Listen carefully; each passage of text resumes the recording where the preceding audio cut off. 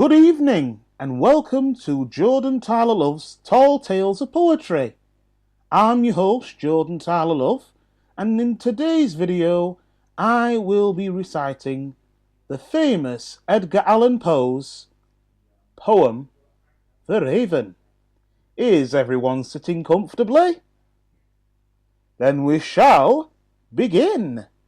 Once upon a midnight dreary, while I pondered, weak and weary, over many a quaint and curious volume of forgotten lore, while I nodded, nearly napping, suddenly there came a tapping, as of someone gently rapping at my chamber door.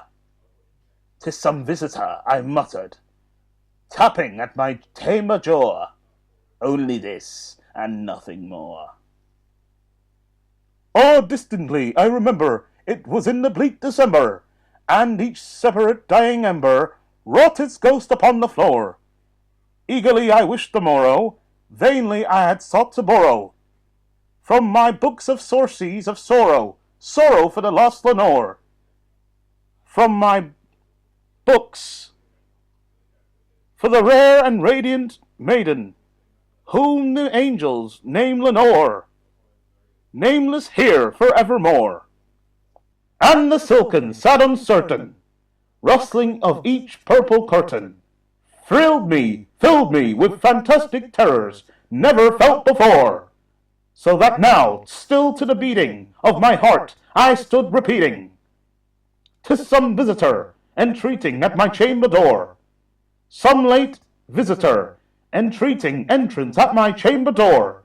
This is it, and nothing more." Presently my soul grew stronger, hesitating then no longer. "Sir," I said, "or madam, truly your forgiveness I implore, but the fact is I was napping, and so gently you came rapping, and so faintly you came tapping at my chamber door, that I scarce I heard you. Here I opened wide the door. Darkness there, and nothing more." Deep into that darkness peering, long I stood there wondering, fearing, doubting, dreaming dreams no mortals have ever to dream before. But the silence was unbroken, and the stillness gave no token, and the only word there spoken was the whispered word Lenore. This I whispered, and an echo murmured back the word Lenore.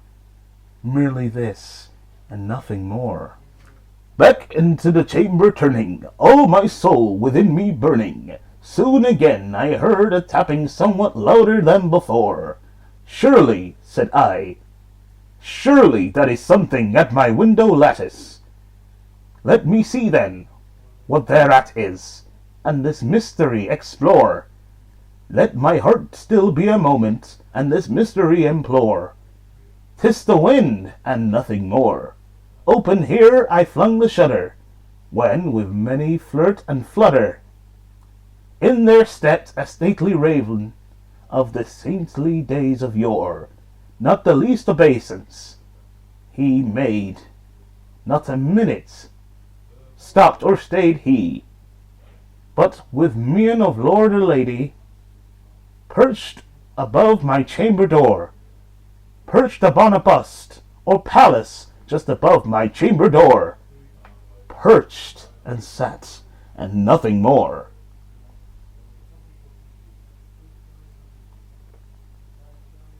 Much I marvelled this ungainly fowl to hear discourse so plainly, though its answer little meaning, little reverency bore, for we cannot help agreeing that no human being ever yet was blessed with seeing bird above his chamber door. Bird or beast upon the sculpture bust above his chamber door, with such name as Nevermore. But the raven sitting lonely on the placid bust spoke only that one word, as if so that not one word that he outpore, nothing further that he uttered, not a feather that he fluttered, till I scarcely more than muttered, "Other friends have flown before, on the morrow he will leave me, as my hopes have flown before. Then the bird said, nevermore. Flash! Startled at the stillness broken with reply so aptly spoken. Doubtless, said I, what it utters, it's only stock and store, caught from some unhappy master, with unmerciful disaster, followed fast and followed faster, till his songs one burden bore, till the dirges of his hope that melancholy burden bore, of never, nevermore. Flash! But the raven, still beguiling my sad fancy into smiling, straight I wheeled a cushioned seat in front of bird and bust and door.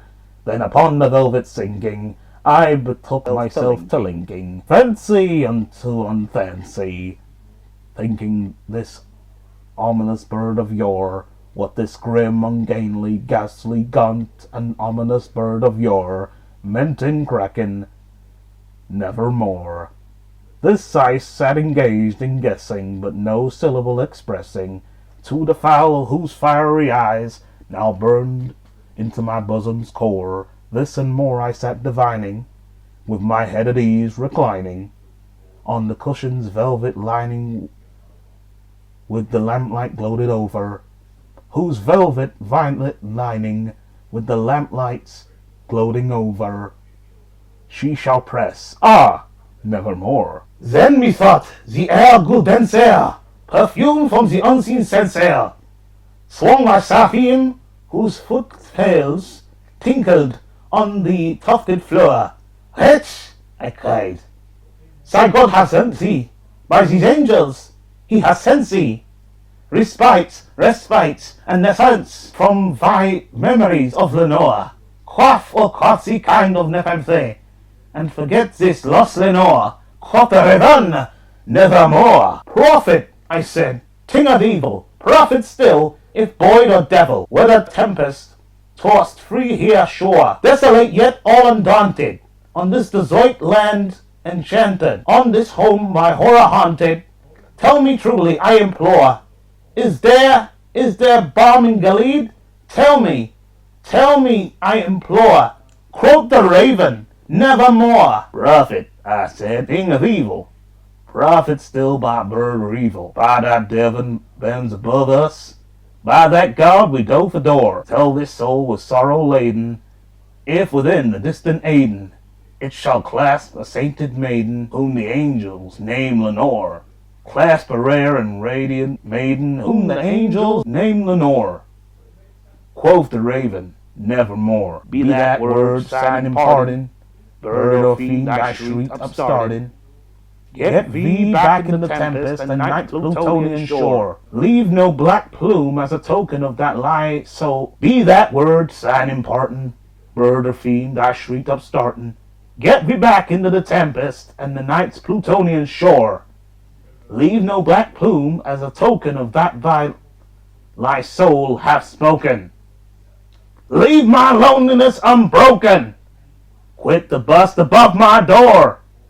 Leave thy beak from out my heart, and take thy foam off thy door. Quoth the raven, nevermore. Next time, bug. And the raven, never fitting, still is sitting, and on the pallid bust of Pallas just above my chamber door, his eyes have all the seeming of a demon that is dreaming, and the lamplight over him streaming throws his shadow on the floor, and my soul from out that shadow that lies floating on the door shall be lifted nevermore.